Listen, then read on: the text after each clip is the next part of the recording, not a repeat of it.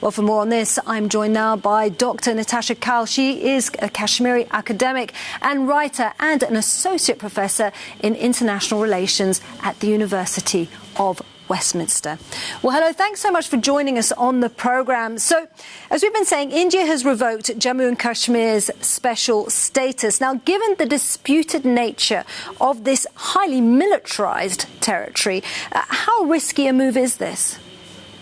Well, it's the fact that the way in which it has been done, the fact that it has been done indicates that it is a great risk to anyone who believes in an idea of India as a secular democracy and anyone who wishes to abide by democratic deliberations, constitutionalism and legal principles.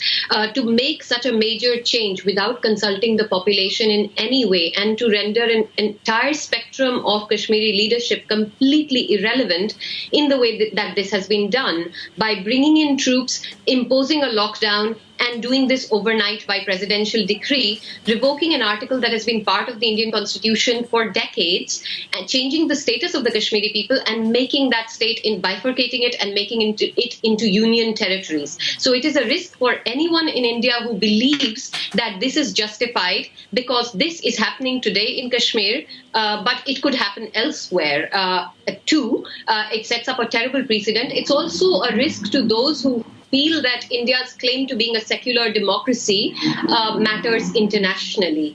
Why is Narendra Modi doing this now? He has just recently won a landslide victory. He doesn't need to consolidate his grip on power in any respects. He doesn't need to consolidate his grip on power. You're absolutely right, because he won overwhelmingly on a Hindutva, on a Hindu supremacist mandate. He got that mandate for it.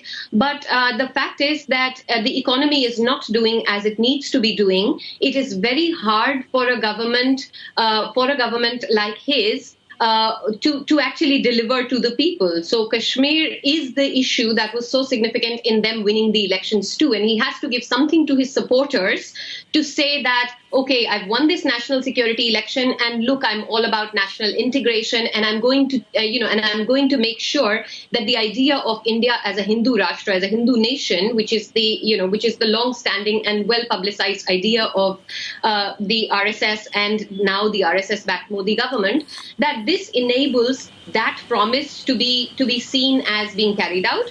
And like the demonetization move in November 2016, it projects him as a strong leader who is capable of making these decisions no matter what. It projects him as a strong leader. If we look at the situation in Pakistan, what are the chances of Pakistan retaliating to this?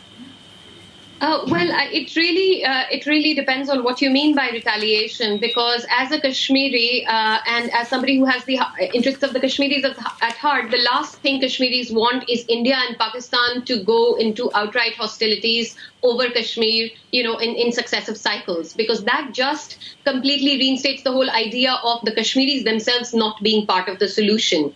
So what Pakistan can do is to, of course, speak about it internationally, which it will be doing.